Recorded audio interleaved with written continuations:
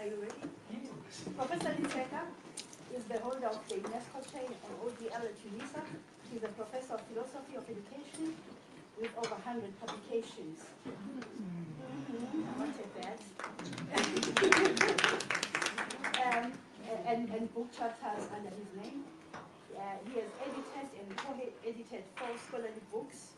He's the editor-in-chief of the African Education Review, a consultant editor of the South African Journal of Higher Education, and has served as a guest editor of the volume 19 of London-based scholarly journal, Industry and Higher Education. Professor Letseka is also a chairperson of the Finance Standing Committee of the World Council of Comparative Education Societies. We mean for this to be a very interactive session. So he's going to start by making a presentation so that we all understand what the UNESCO Chair is all about.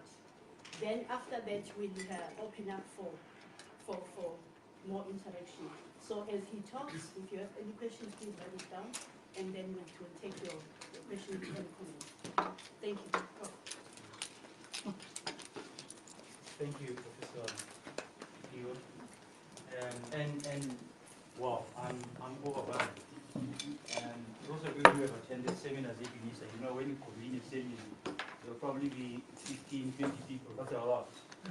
So when I have a full house like this, my knees are really spaghetti. I've never seen anything like this. And is that English? Yes. Oh. This is one of my colleagues in videos. Everybody else is here, so I'm very glad. Thank you. I also need to maybe share with you a lighter side of this chair. Professor Moeketsi actually recommended me to the Vice Chancellor for the establishment of the chair. I don't know what she was thinking. But there was a discussion about why is it that the UNESCO Chair, which was established in 2006, had gone dormant. And so Professor Makanya said, so what do you think? And apparently my name came out. So I got a call from Miss Linky Mohano to say the principal wants to see me. And that's where the whole thing started. And I said to the principal, I said, look, your name came out. We know that you have spent years doing consultancy in the Human Sciences Council. We wanted to take this project. So May 2016, and this is what I'm going to be taking you through. This has been a very laborious process. It took a whole year to start this chair from scratch and to build it up where it is now. And that you are all here, I'm glad, because you live here with some caveats of what the chair is all about. And I'll be coming to you all to say, this is what I want to do at the chair, and I'll really appreciate if you can all join hands and turn the project of revitalizing and stimulating ODL research at Unisa. Because that's the key. The key is that, maybe I'm jumping the gun, the key is that we are all doing everything, but we're not doing that which we are required to do as academics in an open scientific institution. Okay, so here we go. So this is just a framework. What I'll do is to simply give you the background to the chair. I've already touched base on that, but I'll provide more details. Then the second bullet, basically, I'll take you through. I've had this opportunity to interact with the UNESCO team in Paris, and I've learned that if you're not dealing with UNESCO, there's a lot going on as part of what we would call the UNESCO Africa intervention.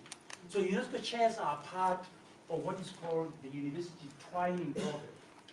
The UniTwine program is a program that provides support, funding, and creates an enabling environment for academics, researchers, scholars in universities and research institutes to come together, to pull together their ideas, and to create innovative ideas that will then contribute towards UNESCO's Sustainable Development Goals. Now, open distance learning is one of the key pillars of sustainability in terms of intervening where mainstream institutions don't do well. There are challenges there we'll talk about. And then I'll run you through what I do in the chair. There are 4 very specific objectives that I sold to UNESCO for them to be able to approve my proposal. Don't come knocking at my door. Because the first time when I started this, people were coming in, hey, Prof, can we apply for funding from your chair? Don't do that. Don't do that. The chair is a 4-year recyclable project. The first 4 years, I've been awarded 15 million rands to run the chair for the first 4 years. And then in the next 4 years, there will be an injection of another 15 million. So we're looking at a total of about 30 million rands to really drive and galvanize research. That means how I use that money, it's a huge responsibility. I've already developed an operational plan that I've sent to UNESCO and they have approved it. So all is well as far as those ideas of using the money is concerned. Then the key issue then is the fourth point. The fourth point is basically why the chair was established. There are teething challenges here at Unisa as far as ODL research capacity is concerned. I had a very icy meeting 2 days ago with some senior officials in the Department of Research, and we were basically talking about where do we stand as Unisa in terms of ODL research output, and the picture is grim. We are all excellent in what we do. I mean, people in SAMS are wonderful in what they do. They are, they are linking with the chartered accountants. They're doing all sorts of things. People in law, everybody else is doing what they do. People in education, everybody else excels. However, there's a critical pillar that is missing in all that. It seems that what we are missing in this whole area is that we are all employed in an open distance learning institution. We do research, but the concern with the office of Professor Moeketsi is that we are not leveraging whatever we do in the mission of what ODL is. So we are publishing our own individual things, and that's why Unisa is lagging behind, not in our individual disciplines, but in the specific ODL discipline that actually characterize who we are. And that's a major concern. I've had the opportunity to have a discussion with Professor Diallo, who is the principal of the Africa Virtual University, and I was amazed. It's a small institution based in Nairobi, Kenya, but I was amazed at how aggressive they are in saying when you come into Africa Virtual University, the key is that you are coming into a virtual university. So we want you to give us your vision of what would be your added value contribution in what African Virtual University stands for before you can do whatever it is. So you cannot be appointed before you can demarcate how you're going to add value to what African Virtual University is. And I think maybe that's something that people like Professor Moeketsi should have opened up for discussion later and clarify. But we'll come back to that. And then I'll then share with you some concluding remarks. So the process. The process started in April. That's the date. That's when this is, you don't have to take down notes. This is just a briefing. In April 2016, I started the process. I'll run through this very quickly. And I submitted the proposal on the 28th of April 2017. And lo and behold, in August, it was that wonderful moment, I received an email from the General Secretary of the UNESCO Commission in the DDE. It was one of those unusual emails that you get from the General Secretary of UNESCO. Just hoorah! He says, Prophet Letseka, hoorah, we made it. Just hoorah. Prophet Letseka, hoorah, we made it. And then there was this email from the chief of UNESCO to say, your application went through the review panel and it was approved unconditionally. That was for me the biggest milestone. So there we are. But while we were celebrating, I spent 8 years with the HSRC generating money. And it's easy to say I've got money.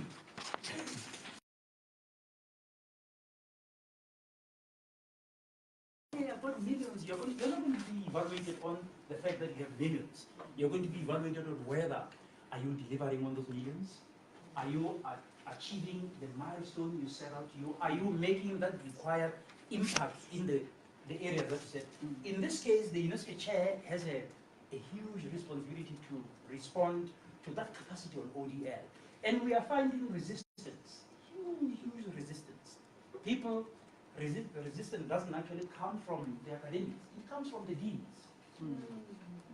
Some of the executive deans, when they are asked to set up their ODL targets, this is, Professor Marco is coming in, she'll confirm this. There are some deans who set up their targets at 0. I'm not interested in ODL, but I am in an ODL institution. So there's a contradiction in terms, a huge conundrum, and we need to generate. My job is to create that sense of awareness that when you're in an ODL environment, ODL is your primary target. You can do everything else, but the key is research, but demonstrate at a particular end how you leverage your research within the ODL framework. If you don't do that, we are holding Unisa back. Okay? So there we are.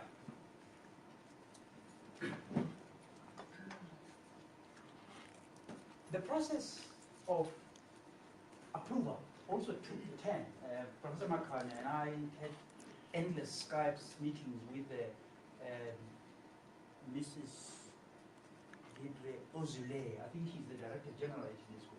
The agreement was only signed on the 10th of April from August last year. Can you understand that? So now we have been formalized.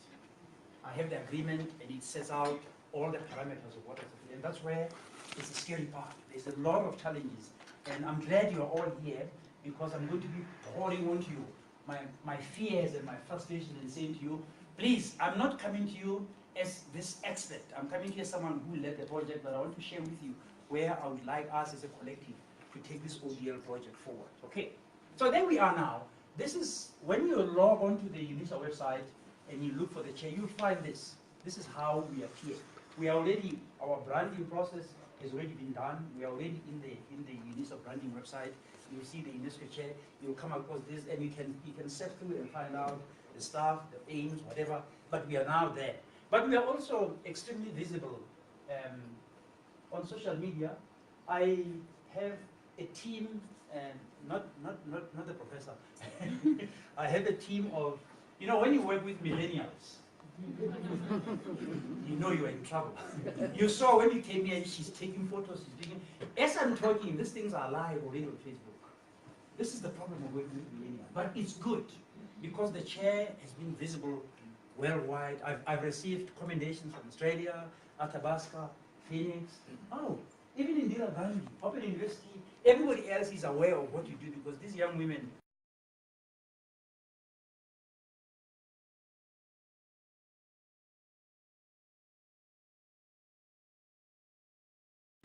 However, that also creates pressure. You can be known, but you have to deliver. Okay? So I'm very, very afraid. I have to confess to you, I'm very, very afraid. I feel under extreme pressure, but I'm up for the task. And I'm very, very afraid. My fear is that I wish when I finish this, I would have converted you into buying into this vision that I'm sharing with you. That I'm not a Messiah. All right? No, Jesus Christ was crucified and he's gone. I'm here. You see, I'm not a Messiah, but I'm appealing to you. This presentation is to share with you what the chair is all about, also to take you through what are the challenges and obstacles, also to share with you what are the plans that I have. And so that whenever you feel like you can know, we are located on the 11th floor of Pure Fontaine. When you get to the research office in Climate, that's where we are there. I always say when I set up a unit like this, there is an open door policy. You want to drop in, you want to drop an email, do so. But the idea is that I'm here to share with you so that I can make you aware of the challenges and not.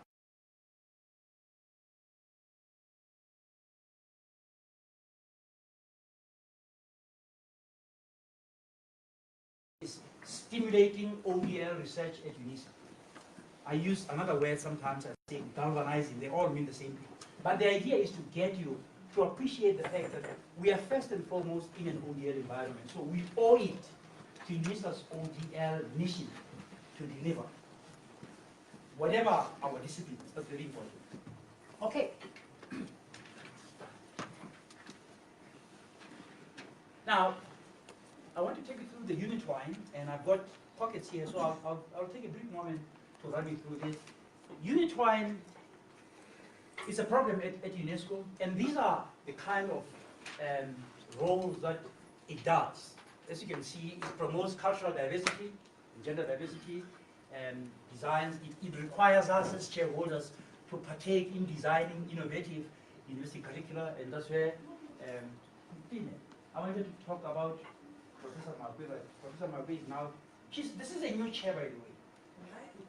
Professor Moeketsi has just been awarded the Commonwealth Chair of Open Educational Resource. So we are with the chair. We had already started collaborative discussions while she was still the head of IODL, and now we have passed the data. Yes. Where is she? She's somewhere. The lady who introduced me has now succeeded Professor Moeketsi as the director of the Institute of Open Distance Learning. But the three of us had already started work in sharpening where we want to go as far as the agenda is concerned.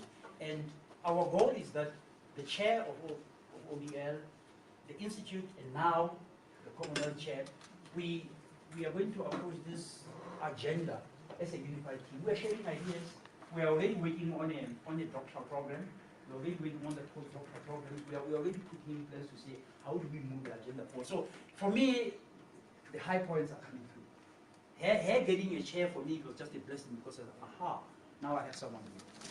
So we foster partnerships, and you'll see as I go through, I've already fostered an elaborate range of partnerships with key open distance learning role players throughout the continent in South Africa, and I'll take you through that in the presentation. But most critically, strengthening the North-South and South bilateral and multilateral partnership, and we might not realize this, but when we do research, and which is why I think having worked at Unisa as a director, sitting in the research meetings and being chastised by Professor Pakeng, she always said, when you publish, don't publish in the Mediterranean. You know the story. You know the story. She always said, when you publish, choose a reputable journal. Choose a high impact journal, because you should publish work that leaves a lasting impact. And this brings me to this unitwine point here. Your research should not be research for research's own sake.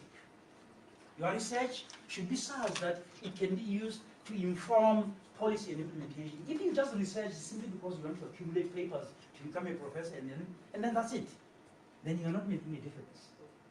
All right? You are not.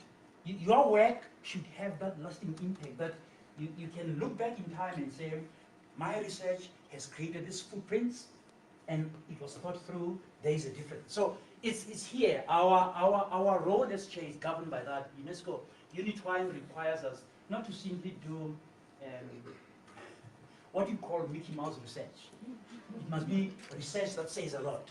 But we are also building bridges. We are connecting. I'll take you through the last of my slides. You'll see that I've really worked on bridges. At the back there, Professor Hai, would you stand up politely? I want to ask you to stand up. This is Professor Sahai. Professor Sahai is a professor at Tshwane University of Technology. He's the UNESCO Chair of Cultural Studies. We are already working together. We have had how many, 3-4 meetings? Yes. We are already forging links with him. So there are joint projects that we are doing. You can see them both. There are joint projects that we are doing. A month ago, I was invited to give a keynote address at the University of the Northwest because Professor Dumelo, what's his name, Professor in Northwest? Yako Olivier. Yes, I just know it's Yako. I don't want to call him Yako. Yako will be an insult. I want to say Professor Olivier. Professor Olivier, just like Professor Moeketsi, has also just been awarded the UNESCO Chair on multimodal and learning. So there is also that partnership. So this point, I think at this point in time, I think I've already forged ahead with building bridges. I already created those partnerships. But you see also beyond that, I have MOUs that I've agreed with a lot of ODL institutions, and I'll take you through the slides where you see.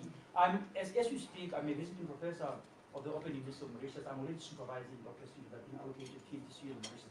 That's how you build bridges. That's how you contribute. So we need to begin to raise the profile and the level of our academic citizenship by expanding those borders and terrains. Okay.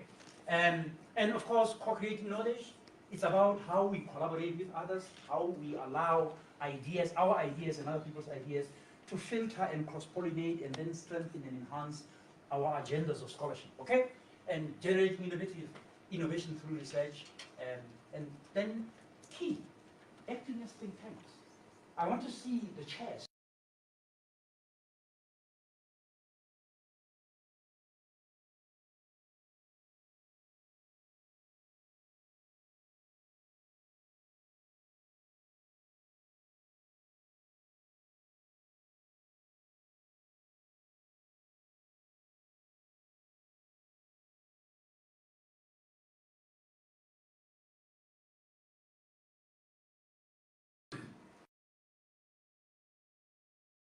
This paper that I'm going to talk,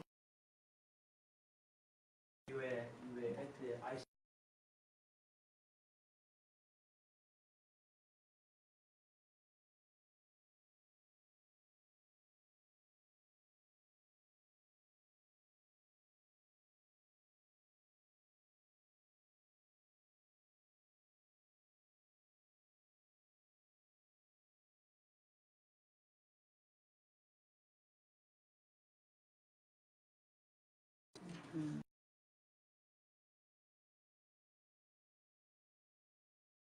The who's who.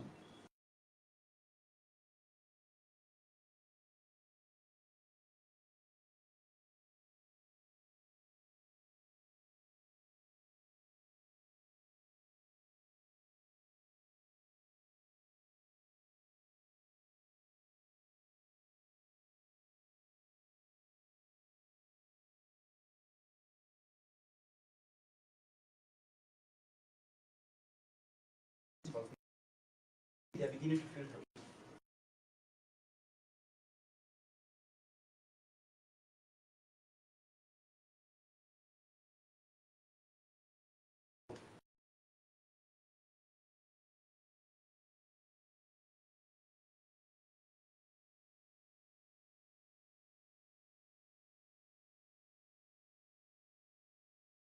This is a paper that I think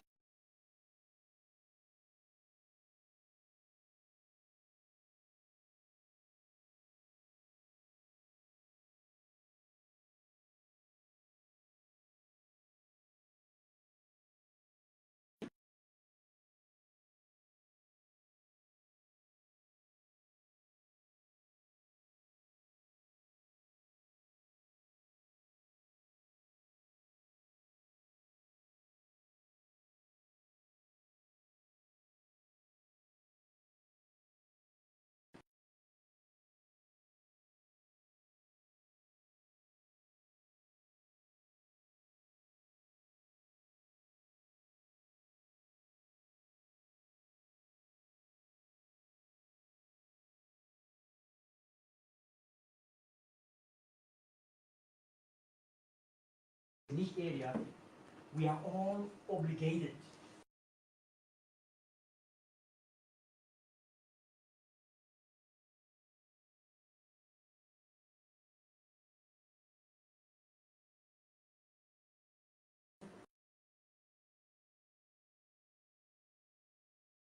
That was a mistake. Take ODL and put it in a basket case with all niche areas. So it becomes a niche area. You can choose which niche area. So long as your research is responsive to your niche area, you're okay. And then at a strategic level, that missed the point. If I were part of a discussion that deliberated on how to structure the niche areas, I would have, in my view, I would have created ODL as the anchor. You understand that? ODL, because we are an ODL institution, ODL should have been an anchor that all these niche areas are now rooted in. When you do that at a strategic structural level, you're basically saying you are free to do what you do. But whatever you do should be guided and governed by how responsive your research is to this anchoring niche area. And I think there, the research department missed the boat. So now we are left with this huge elephant in the house, that ODL is a niche area like any other niche. And you're not doing anything wrong when you publish what you publish, because the structure allows you to do that. But the structure is limited. It's faulty. it disempowers that very ODL agenda that you're supposed to be driving. It doesn't create a sense of obligation to ODL. And I am at pains because my job is to encourage you to say, yeah, we see that you want to imagine that ODL, even though the structure says that. I want you, when you leave this place, to imagine that ODL is now the anchor. That's how it should be. And what I'm doing right now, I'm developing a proposal that I'll be sharing with Professor Leiwa, because I want us to review the structure of the niche area. It must be reviewed. If it's not reviewed, we cannot expect hope to help us change our attitude. It must be policy, it must be driven, and all of us must then be tied to that obligation where ODL holds everything. So whatever we do has to be seen to fit into the key pillar of who we are. So this is Sorry, Prof. I thought the program director said you should hold the questions. Oh, I was not aware. Yes. We are supposed to be here to protect you. No, in fact, I wanted, whilst we are busy with the ODL, I'm not sure whether it's Prof Pijana or Prof Makanya, during his time as when he was giving this the 11 C's +1, I think Makanya. Then there was a new paradigm from the ODL to ODEL. And I'm finding that you are circumcising me now twice.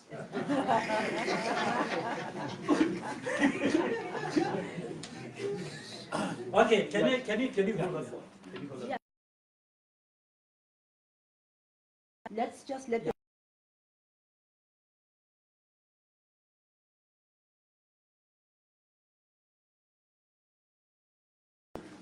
On the extreme left,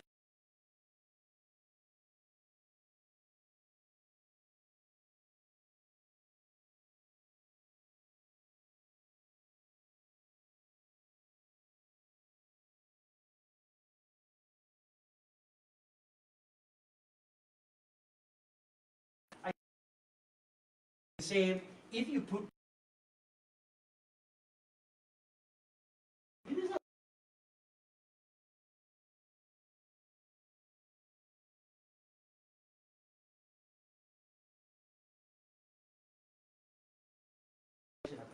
that's huge. So if you set time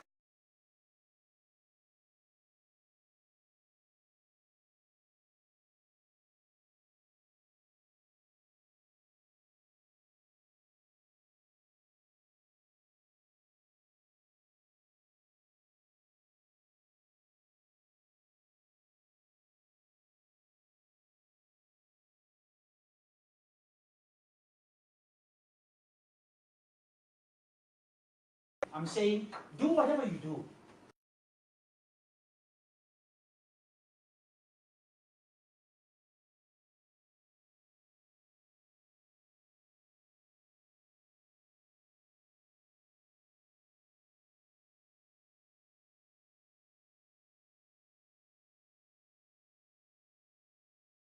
One paper that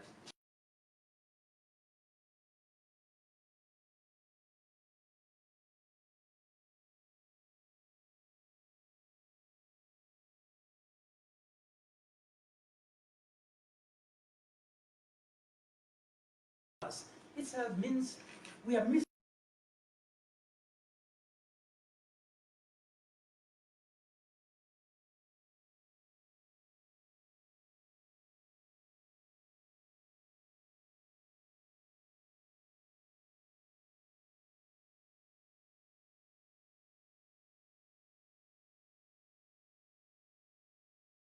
Here we have published that, and on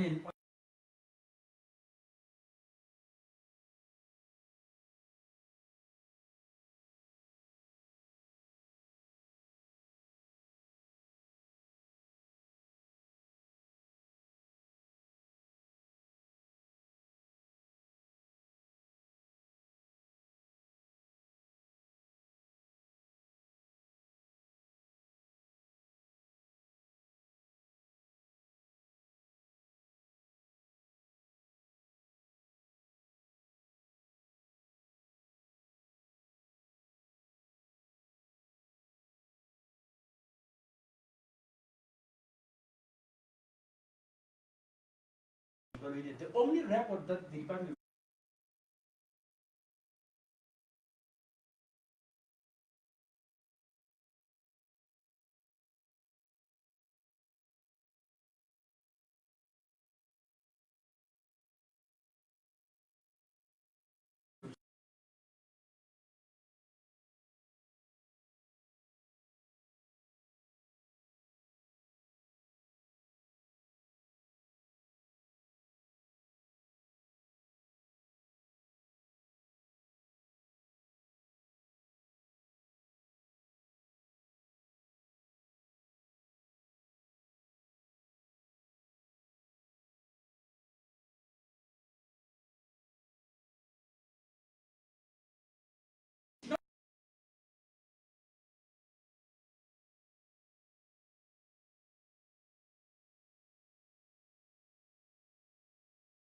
I'm putting it here to sensitize.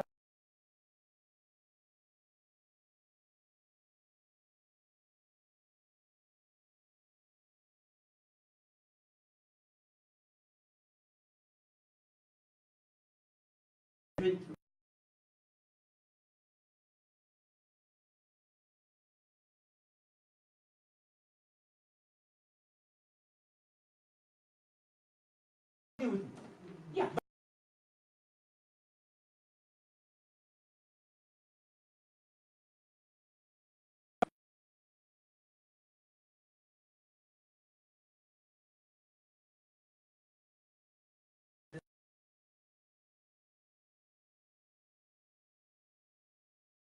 That is responsive and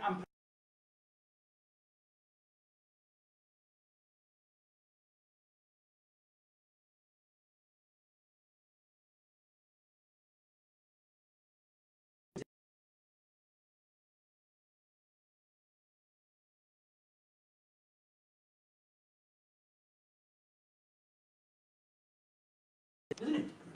You are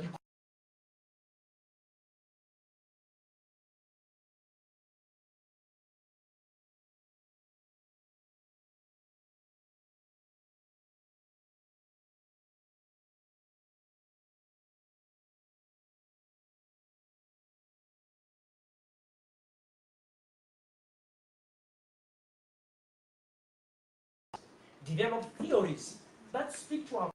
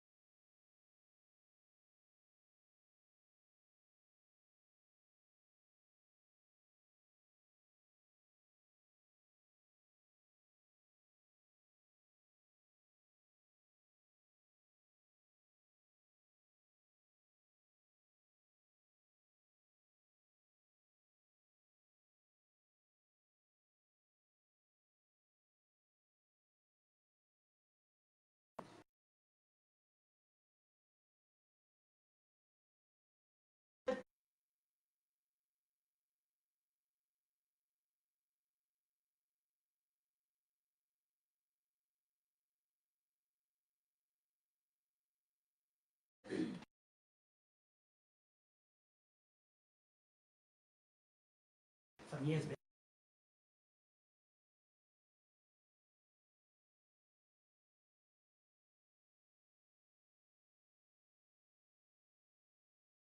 Colonizing in the Latin American